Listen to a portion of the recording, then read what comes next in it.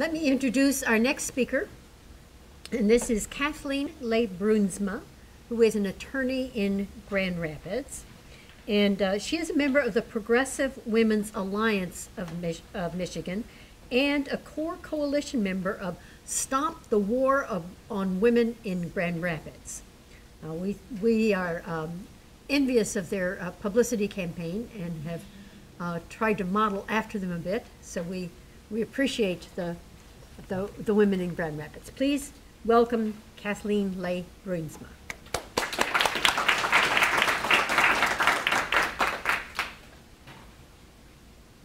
you so much. Thank you for everybody for coming, and thank you especially to the Progressive Democratic Women's Caucus.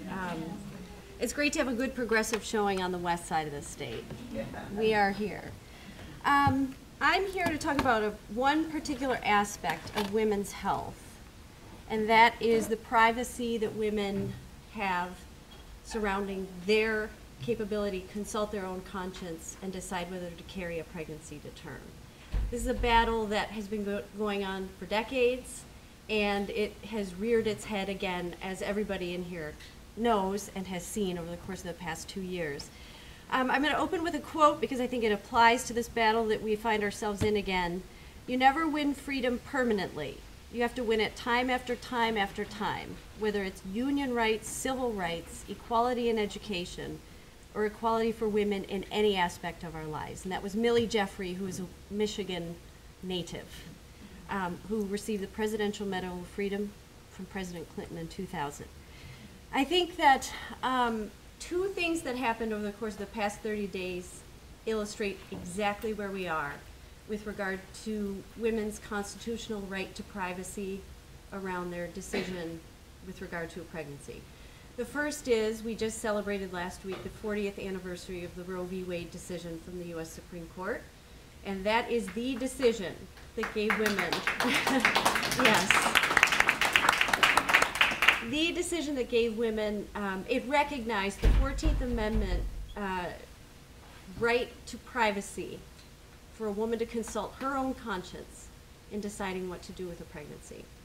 The second thing we've seen over the course of the past 30 days is our legislature very quickly passed, and then Governor Snyder signed House Bill 5711, which I'm sure people in this room are no strangers to. And 5711 is a great illustration of the effort to hollow out or undermine women's right to privacy and autonomy in making decisions with regard to their pregnancies. So in sum, women have this constitutional right, but there are people out there that will not stop trying to take that right away or hollow it out or erode it. Fill in the blank with whatever verb you want to use there. So I'm just going to talk quickly about Roe because I want to talk about this constitutional right, which as of this moment right now, we still have this right. There are three main Supreme Court decisions. The first one is Roe v. Wade from 1973. The second one is a case called Webster, which was from 1989. And the third one is Planned Parenthood versus Casey from 1992. And Roe v. Wade talked about the trimesters. First trimester, second trimester, third trimester. Then Webster came along and said, well, we don't really like the trimester because that's like legislation. So we're going to keep most of Roe and say that women absolutely have this constitutionally protected right to privacy, to make decisions about their pregnancies. We're getting rid of the trimester plan. But we are saying, and Roe said this, and Webster continued this, that there also is a state interest in regulating potential life and maternal health. So there are openings for regulation. And then Casey came in 1992, which confirmed we're not talking about trimesters anymore. We're talking about viability. So when we're talking about the potential life of a fetus, we want to focus on viability. Now, the Supreme Court has not given us any instruction on when a fetus is viable. They left that to the medical community. That is something that has been changing as our medical technology advances, obviously. But As of this moment, under Roe v. Wade, Webster, and Casey, a state cannot place an undue burden or a substantial obstacle to a woman's right to make her own decision with regard to a pregnancy of a fetus that is not yet viable. So that's where we are.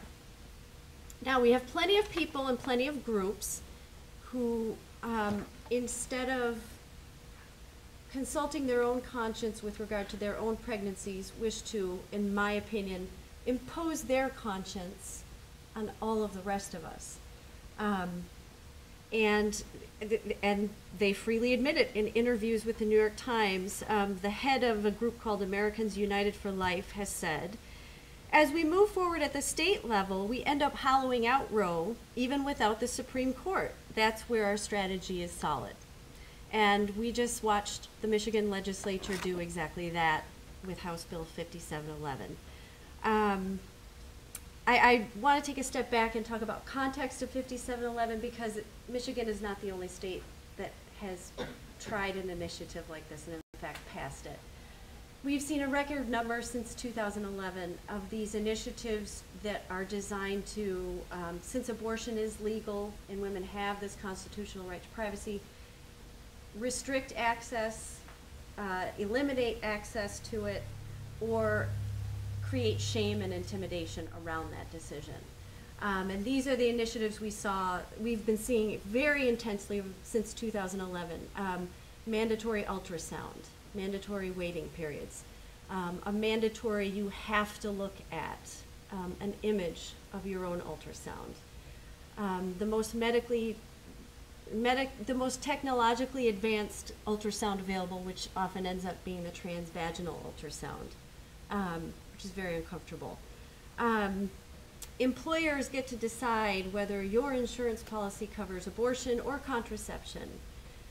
The conscience bill, which we actually just had here in Michigan, and luckily it was not signed, where an employer, an insurance company, or even a provider at a point of service can say, oh, I'm not going to give care to this person because their IUD is infected and I don't agree with contraception, or I'm not going to mention that this woman who's dying from an infection her life might be saved with an abortion. I mean, these initiatives are stark, and it looks like they're not going to abate in our new legislative session, at least on the federal level.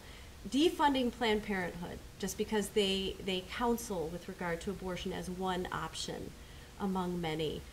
So cutting them off from federal pregnancy prevention funding. We saw that in Michigan, we see it year after year, and it was just introduced again, I think 2 weeks ago in a federal budget in the 113th Congress.